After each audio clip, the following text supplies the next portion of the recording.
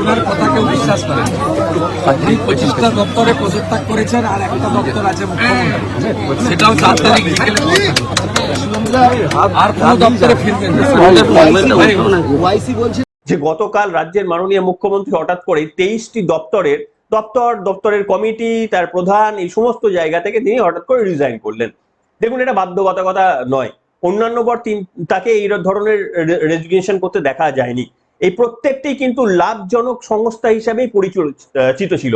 সেগুলো থেকে মুখ্যমন্ত্রী মমতা বন্দ্যোপাধ্যায় হঠাৎ কেন ইস্তফা দিলেন, বিশ্বাস করুন, সাধারণ আমাদের মতো লোক মানে হট করে অ্যানালিসিস করে বলাটা শক্ত, কিন্তু আমরা আন্দাজ করতে পারি। যেটা আন্দাজ করতে পারি সেটা মুখে আপনাদের সামনে বলতে পারবো না।